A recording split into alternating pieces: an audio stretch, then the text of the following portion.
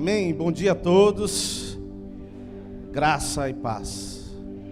Tudo bem com você? Eu queria que vocês se colocassem em pé. Pastor, o senhor falou para sentar, mas é para testar sua paciência, é para ver o quanto você está crente. Eu queria que você cumprimentasse 3 pessoas, você desse um abraço nela e dissesse para ela: tenha um bom dia.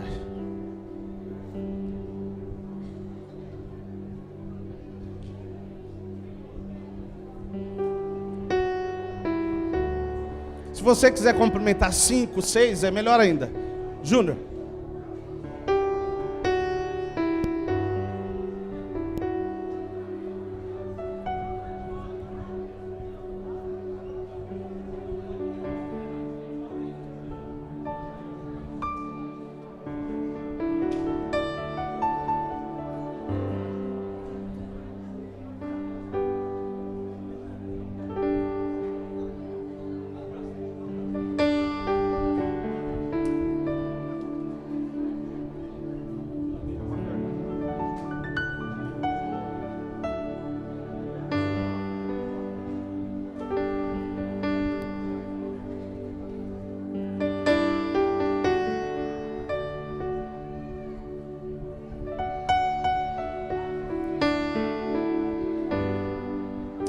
Amém, gente? Agora você pode sentar. Assentar-se.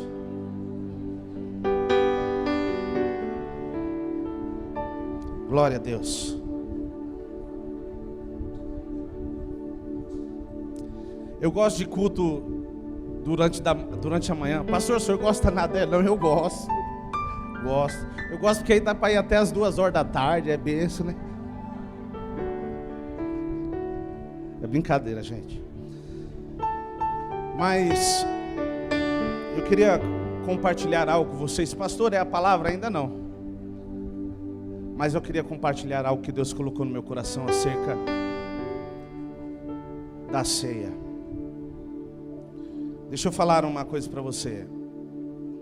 Preste bem atenção. A ceia,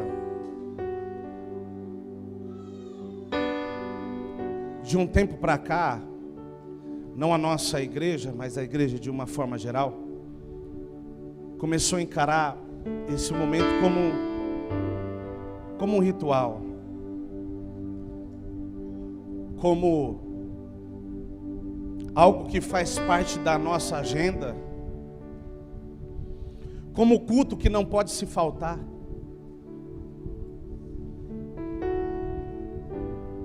Culto que você tem que tomar cuidado a semana toda para não pecar. E eu queria que nós entendêssemos que a ceia representa um pouco mais que isso. E eu queria, o mais rápido possível, eu vou tentar ser o mais rápido possível. Eu queria que nós entendêssemos que a ceia, ela significa um pouco mais que isso. Semana passada nós falamos um pouco sobre a Páscoa, amém? Quem estava aqui, diga amém.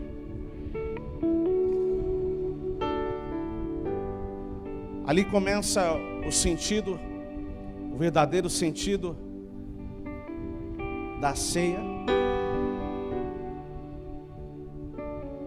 Foi a primeira vez que de fato isso acontece. E o povo começa a celebrar ali a ceia, porque o anjo da morte passou e não pôde matar aqueles que tinham sangue no umbral da porta. E também marcou um novo tempo na vida do povo de Deus, que era um tempo de liberdade. Porque partindo dali, pouco tempo depois, o povo seria livre e ia poder literalmente adorar a Deus. Eu não sei se vocês se lembram do que acontecia quando Moisés ia diante de Faraó. Ele falava: deixa meu povo ir para ele adorar a Deus. Tudo que Moisés queria era que o povo fosse livre para adorar. Amém? A minha pergunta para você é livre para adorar sim ou não? Então isso foi gerado. Existe algo que ele diz que nós devemos ceiar até que ele. Eu não estou lendo todos os textos porque não é esse o foco, mas eu quero que nós entendamos que existe fundamento bíblico, existe referência bíblica acerca do que nós vamos fazer hoje, desde a antiga aliança até a nova aliança. Então, eu quero que você entenda desde já que a ceia não nasceu apenas na nova aliança. Só que em todo momento ela representava Cristo. Ela era um indicativo de Cristo, ela queria trazer um entendimento diferenciado acerca de cristianismo. E é importante que quando nós participemos da ceia, nós entendamos o que estamos fazendo. Pastor, por que vocês não servem a ceia para as crianças? Porque elas estão em pecado? Não é isso. Pastor, seria pecado servir a ceia para eles? Também acho que não. Por mais que a minha teologia ou a minha religiosidade, eu não sei qual dos dois, não permite, é um dos dois, eu ainda não detectei. Talvez é mais religiosidade do que teologia, mas só que eu acredito que esse é o momento que quem participa precisa ter a plena consciência, tem que entender exatamente do que está fazendo. E quando nós falamos acerca disso, todo mundo pensa acerca de condenação. Ah não, o pastor está falando isso porque se eu estiver em pecado eu não posso participar. Não é disso que eu estou falando. Não é disso que eu estou falando. Nós precisamos entender que esse momento não é mais um ritual. Não é mais uma agenda. Nós precisamos entender o que isso representa no mundo do Espírito. O que a mesa representa, o que Jesus queria. O porquê. E eu queria que você abrisse a sua Bíblia.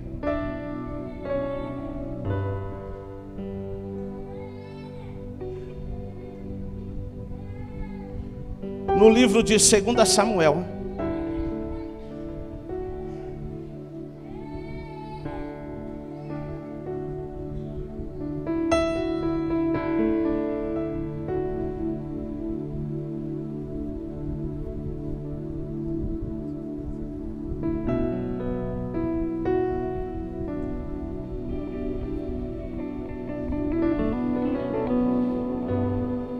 Capítulo 9.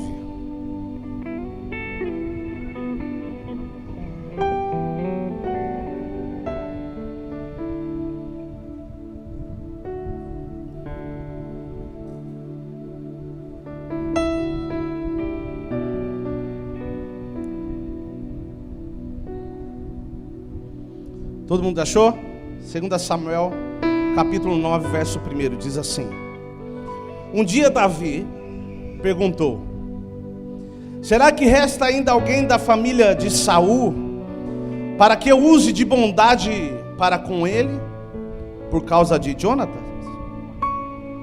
Havia um servo na casa de Saul cujo nome era Ziba. Chamaram-o pedindo que viesse falar com Davi. O rei perguntou: você é Ziba? Ele respondeu: sou eu mesmo, seu servo. Então Davi perguntou: existe mais alguém da família de Saul para que eu use de bondade de Deus para com ele? Ziba respondeu: ainda existe um filho de Jonatas, aleijado de ambos os pés. Então o rei perguntou: e onde está ele? Ziba respondeu: ele está na casa de Maquir, filho de Amiel, em Lodebar. Vamos dar uma pausa aqui para você conseguir entender. Mefibosete era uma criança que durante a guerra Sua mãe carregava ele no colo. E ele caiu durante a guerra, a mãe dele correndo, ele caiu do colo. E ele ficou aleijado. Ok? Só que é importante que nós entendamos aqui. Naquela época, nesse período, todas as pessoas que tinham uma deficiência, por si só, ela já se sentia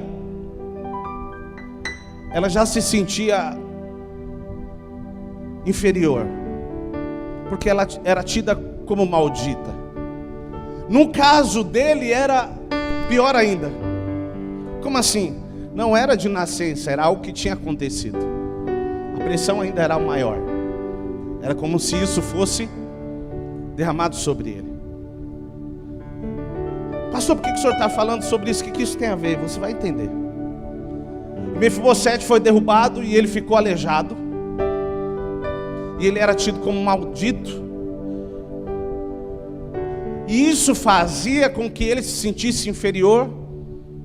Isso fazia com que ele se sentisse menosprezado. Pastor, como o senhor consegue definir isso? Alguém sabe me dizer onde ele morava? Nós acabamos de ler, me ajuda aí. Lodebar. Alguém sabe o que significa Lodebar? Lugar incomunicável.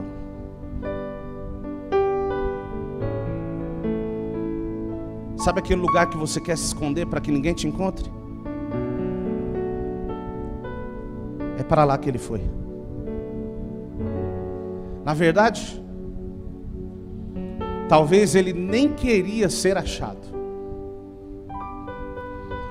porque ele não se sentia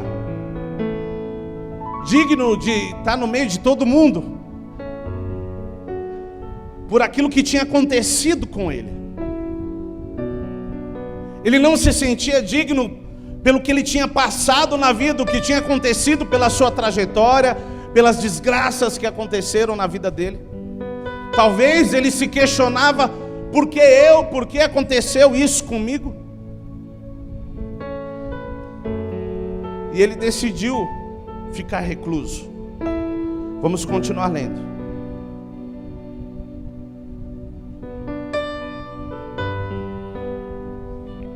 Verso 6. Quando Mefibosete, filho de Jonatas, filho de Saul, vamos voltar para o 5. Então o rei Davi mandou trazê-lo de Lodebar, da casa de Maquir, filho de Amiel. 6. Quando Mefibosete, filho de Jonatas, filho de Saul, chegou diante de Davi, inclinou-se, prostrando-se com o rosto em terra. Davi disse: Mefibosete. Ele respondeu: aqui estou às suas ordens. Então Davi lhe disse: não tenha medo, porque serei bondoso com você por causa de Jonatas, seu pai. Vou restituir a você todas as terras de Saul, seu pai, e você sentará sempre à minha mesa para comer. Preste atenção nisso. E você sentará sempre à minha mesa para comer. Então Mefibosete se inclinou e disse: quem é esse seu servo para que o meu senhor tenha olhado para um cão morto como eu? Olha só como ele se sentia, gente. Um cão morto como eu. Então Davi chamou a Ziba, servo de Saul, e lhe disse: tudo o que pertencia a Saul e toda a sua casa, dele eu dei ao neto de seu senhor. Você, a seus filhos e os seus servos cultivarão a terra para ele e recolherão os frutos, para que a casa de seu senhor que tenha o que comer. Porém Mefibosete, neto de seu senhor, sentará sempre à minha mesa para comer. De novo ele diz: sentará sempre à minha mesa para comer. Ziba tinha 15 filhos e 20 servos. Ziba disse ao rei: farei tudo o que o rei, meu senhor, ordena. Este seu servo. E assim Mefibosete passou a fazer refeições à mesa de Davi, como um dos filhos do rei. Como que, gente? Um dos filhos do rei. Preste bem atenção. Pastor, esse texto não fala de ceia, ele fala de ceia. Amém? Amém, gente? Você já vai entender.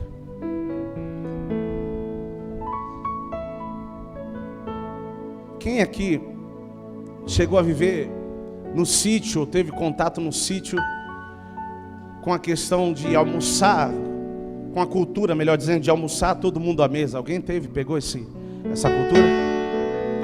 Pegou, gente? Vamos lá. Quem sentava na ponta da mesa? O pai. Eu quero que você comece a entender o que significa a mesa do Senhor. Nós falamos, vamos participar da mesa do Senhor, mas nós não temos entendimento e revelação do que isso significa muitas vezes. E eu quero tentar trazer esse entendimento para você. Quando as pessoas se sentavam, e na verdade isso não poderia ser perdido, mas quando se sentava, o pai sentava na mesa, na ponta. Pastor, isso é machismo, gente. Não confunda valores com machismo. Os valores não podem ser perdidos. A Bíblia não tem nada a ver com machismo. Preste bem atenção. O pai sentava-se à mesa. Quando eu e você, nós entendemos o que de fato representa a mesa do Senhor, a ceia, e nós decidimos sentar-se à mesa, nós estamos nos abrindo a um relacionamento com o Pai. Então não é simplesmente você chegar, comer do pão e tomar do suco de uva. Todas as vezes que eu e você, nós nos sentamos à mesa, você está dizendo: eu estou aberto e pronto a me relacionar contigo. Só tem um detalhe. Existem coisas que vão além daquilo que nós podemos imaginar. Quem aqui já cometeu algo de errado e ficou com vergonha do pai e da mãe? Tem gente que é sem vergonha mesmo, mas tudo bem, gente, também serve. Não vou perguntar quem ficou com medo, que talvez seja a maioria. Mas vergonha, poucos. Minha mãe falava assim: tem medo, mas não tem vergonha. Minha mãe falava.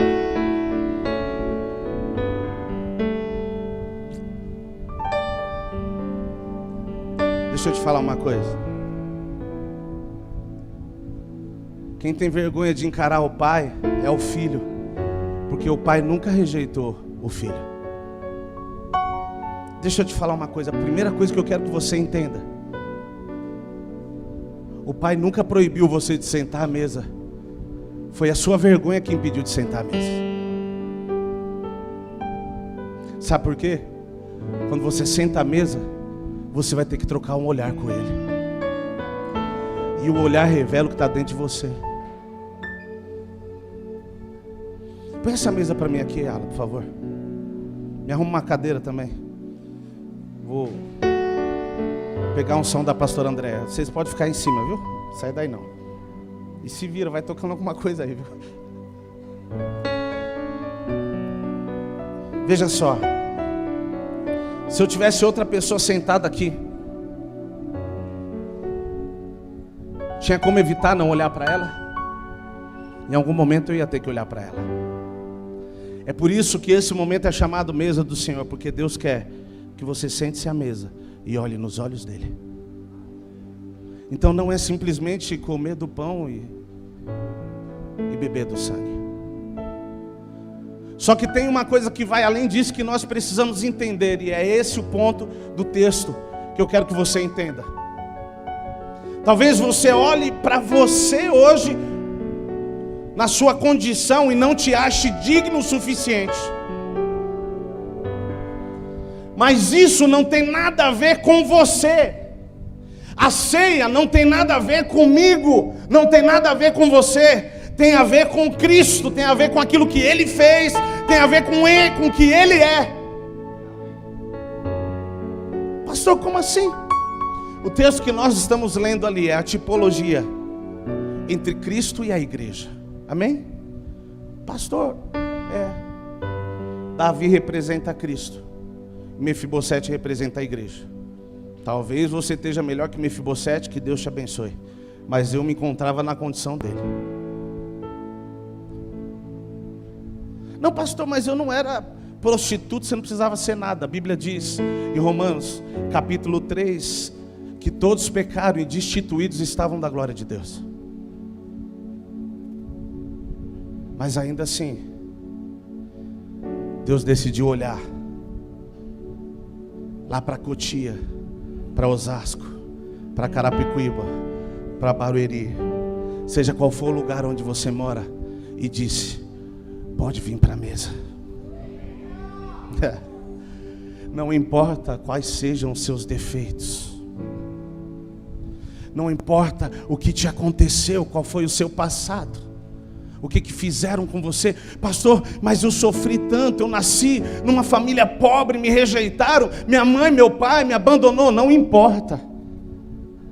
Com a mesa ele disse: agora eu quero provar para você que você não está desamparado. O que nós vamos fazer não é simplesmente um ritual. E quando ele te chama à mesa, ele diz: vem. Pastor, mas eu acho que você não tem que achar nada. Eu não tenho que achar nada. Nós temos que viver segundo a palavra. E sabe o que a Bíblia diz? Cada um come e bebe para a sua própria. Quem te condena? Não sou eu. Quem teria autoridade para te condenar? Quem? Ele te condena. Ele te condena. O que ele faz? Ele te chama para a mesa. Sabe por quê? Pensa comigo, se ele tinha problema nas pernas, ele era aleijado, não é isso? Quando ele foi levado para a mesa, ele sentou-se à mesa. A mesa cobria os defeitos que ele tinha. Escute, esse lugar é onde nós nos tornamos iguais através de Cristo. Esse é o relacionamento que Cristo quer que tenhamos com Ele, aonde a mesa encobre os nossos defeitos e nós nos unimos para se alimentar de um corpo. Pastor, mas isso quer dizer que eu posso viver o reino de qualquer forma? Não. Aí é você que come e bebe para a sua condenação, mas Ele te chama para a mesa. E Ele serve na mesa parte dele. Pastor, o que isso quer dizer? Ele espera que na mesa você esteja disposto a dar parte de si também. É por isso que o Evangelho, o reino de Deus, significa nós entendemos quem Ele é, a vida dele, abrimos mão da nossa para vivermos a vida dele. Escute, o Evangelho não se trata de não viver sofrimento aqui. Não é isso. O Evangelho é para que você não viva um sofrimento na eternidade, mas a aflição você vai passar aqui. Só que não se esqueça que você sempre tem a mesa para poder se alimentar, porque é da mesa que você sai fortalecido. É na mesa que você pode ter transparência, é na mesa que você pode abrir o seu coração, e é na mesa que você conhece o Pai. Escute, esse momento não é um momento que Deus trouxe para te acusar, como foi ensinado pela igreja. Esse é o momento que Deus trouxe para nós reconhecermos de fato quem Ele é. Nós devemos participar reconhecendo da onde Ele nos tirou e da onde Ele nos trouxe, e entender que de fato nós não merecíamos. Ninguém. Ninguém. Só que ainda assim, ele diz: vem para a mesa, e você sempre vai comer na minha mesa. Sabe o que é interessante? Quanto maior a mesa de um rei para comer, mais representava a sua riqueza. Quanto maior a mesa, quanto mais gente comendo, mais próspero ele era. Deixa eu te falar uma coisa. Quando você está disposto a colocar tudo que você tem na mesa, independente do que você tem ou pareça ter pouco, isso revela a prosperidade que está dentro do seu coração. Como assim, pastor? Sabe, existem pessoas que às vezes chegam na sua casa e você não fez a compra do mês, a pessoa chegou no fim do mês, sabe, no talo assim. Alguém sabe do que eu estou falando? Você fala: rapaz, nem 100 gramas de mortadela não tem, porque a gente tomou café hoje, deve ter 50 gramas. Mas tudo que você tem, você pega e vai colocando na mesa, e você fala: ó, tá aí, tá aí, tá aí. Isso é prosperidade. Pastor, como assim? Tem gente que acha que prosperidade é simplesmente viver em abundância. Não. Prosperidade é você ter o que você precisa para viver o propósito que Deus colocou dentro do seu coração. E é importante que nós entendamos que Ele te chamou para a mesa, para você viver um relacionamento com Ele. Então esse não é um momento isolado. Esse é um momento que Ele não olha para os seus defeitos, porque os seus defeitos estão debaixo da mesa. Ele quer olhar nos seus olhos. Esse é um momento que Ele não quer olhar para os seus defeitos, porque eles estão debaixo da mesa, mas Ele quer ver o que está no seu coração. Ele quer reconhecer o que está dentro de você. E Ele quer dizer: é com o que está aí dentro que eu quero fazer uma aliança. Pastor, e minhas atitudes, elas serão reflexo daquilo que acontecer dentro de você. Escute, se você e eu, se nós conseguimos nos sentar à mesa e olhar nos olhos do noivo, se você conseguir olhar nos olhos dele, você nunca mais será o mesmo. Você nunca mais será o mesmo. E quando nós encontramos ele na mesa, tudo que nós queremos é nos alimentar dele. Então esse não é um momento isolado, é um momento que ele te chama para a mesa, para um lugar de comunhão. Por isso que o tema do culto é assentando-se à mesa. Porque eu não creio que o evangelho, que o cristianismo, que a igreja se resume apenas em cultos. A igreja, o evangelho se resume em sentarmos à mesa. Primeiro com ele, consecutivamente, vamos sentar em irmãos. Por isso que nós vamos sentar à ceia e depois vamos ter uma comunhão entre irmãos. Tudo isso foi proposital, foi intencional, porque isso é reino de Deus. Primeiro você constrói um relacionamento com o Pai. Quando está tudo certo com Ele, você não tem problema de se relacionar com ninguém. Se você está com problema com alguém, é porque você está com algum problema com Deus. Pastor, como assim é? Existe um texto que muita gente usou para se vingar, e esse texto não tem nada a ver com vingança. Eu vou te provar. Alguém já viu um texto? Tira para mim, por favor. Um texto assim: prepara uma mesa diante dos meus. Tem gente que fala: ah, não, ele vai ver só. Deus vai preparar uma mesa, Eliseu, diante dos meus inimigos. Sabe o que o pessoal pensa? Vou colocar veneno na comida dele. Quando ele diz prepara uma mesa, ele está dizendo: prepara uma oportunidade para que eu possa servir os meus inimigos.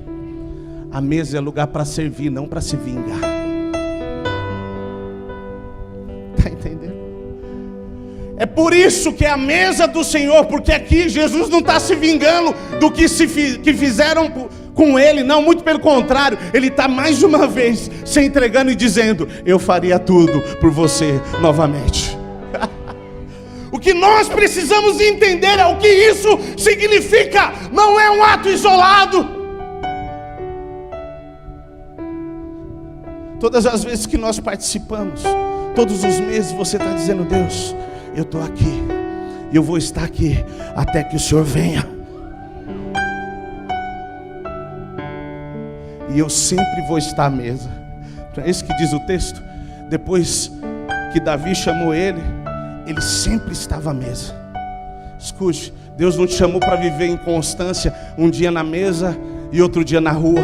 Deus te chamou sempre para estar à mesa. Então se lembre, todos os dias, se preocupe em estar à mesa. Porque na mesa tem pão, tem fartura. A mesa está posta. Pastor, o que isso representa? Isso aqui faz parte do que eu vivo diariamente com Deus. Pastor, como assim? Eu tenho que comer do pão e do sangue todos os dias. Pastor, eu vou ceiar todos os dias. Não, quando você entra na presença de Deus, você diz: Jesus, eu preciso comer e beber de Ti, porque sem Ti eu não tenho força. Pastor, o que isso aqui? É nós ratificarmos aquilo que acontece todos os dias espiritualmente na nossa vida. Pastor, mas eu não oro. Então você não senta à mesa todo dia. Por isso que é importante a oração, porque você se coloca no lugar que Deus te chamou para estar. E quando eu e você, nós participamos, nós estamos dizendo: eu continuo aqui. Por isso que diz que é o cálice da nova aliança. Porque você está de fato dizendo: ó, eu continuo posicionado, crendo que o meu Redentor vive. Eu continuo olhando para o alvo. Por mais que nem tudo esteja como eu quero, por mais que as minhas condições físicas, financeiras, ou seja ela qual for, emocional, não esteja como eu queira, mas eu continuo me sentando à mesa, porque não está ligado à minha dignidade, mas sim àquele que me chamou. Não é se eu sou digno ou como eu me sinto, mas sim porque Ele me achou digno e Ele me chamou e Ele diz que me quer à mesa sempre. Ele te quer à mesa sempre. Talvez existem coisas que aconteceram na sua vida que te faz olhar para baixo, te faz querer se esconder em Lodebar como Mefibosete se escondeu. Talvez você não tenha há muito tempo coragem de sentar à mesa e olhar para o Pai. Foi por isso que Deus te trouxe aqui hoje, porque Ele quer que você sente-se à mesa e você consiga olhar nos olhos dEle e ver os olhos dEle queimando em chamas e amor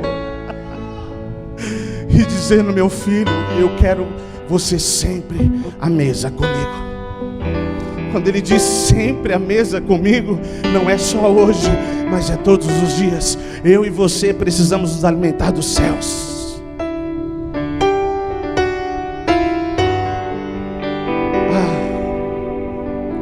Como é precioso nós nos sentarmos à mesa. Como é precioso podermos viver em comunhão, primeiramente com o Pai. Pastor, eu tenho dificuldade de perdoar. É porque você está num lugar muito longe da mesa. Você precisa ir mais perto do Pai, porque se você for mais perto dele, você vai conseguir olhar nos olhos dele. Aí não tem como. A hora que você olhar para as outras pessoas na mesa, o amor vai estar dentro de você e você vai dizer: não tem como, me perdoa aí, porque eu estou perto dele e dele está emanando um amor e eu estou sendo tomado por esse amor e eu não consigo ficar cheio de ódio, porque o amor tomou conta de mim. Quando você vai chegando mais perto dele na mesa, o seu orgulho vai caindo por terra. Você para de se achar. Você para de achar que sabe tudo. Sabe por quê?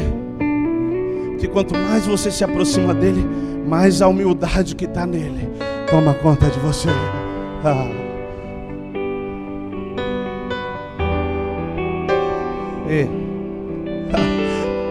Muda de lugar na mesa. Decida mais para a ponta.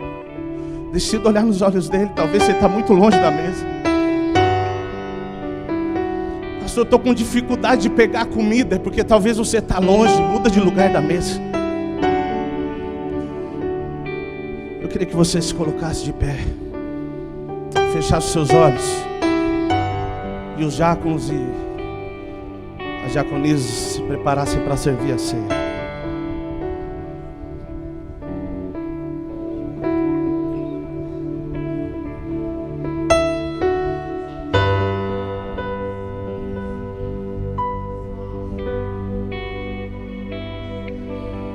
Feche seus olhos, curve a sua cabeça.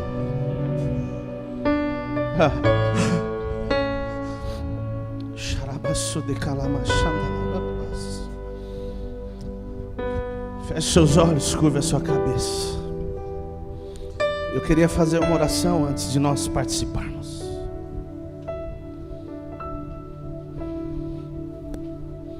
A ceia hoje ela só vai ratificar aquilo que nós vamos orar.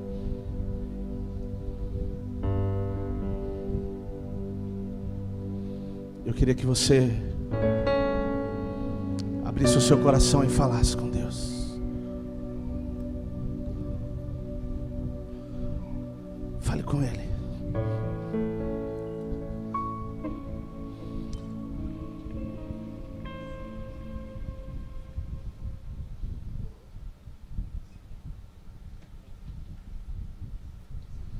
Fale com Ele, fale com Ele. Vamos, se desprenda de quem está à sua volta. Abra o seu coração. Se desprenda de toda acusação. Sabe o que é interessante? Quando você se senta à mesa, quando você está sentado, você está numa posição de descanso. Quando você está em pé, isso exige um pouco mais do seu corpo, mas quando você se senta, você está numa posição de descanso. Deus está te chamando para a mesa para que você possa descansar. Talvez existem cicatrizes na sua perna, existem cicatrizes em algumas regiões do seu corpo, no seu coração. Deus quer colocar você num lugar de descanso à mesa, para que Ele possa cuidar de você. Decida se entregar nessa noite, abra o seu coração para Ele. Se abra para esse relacionamento.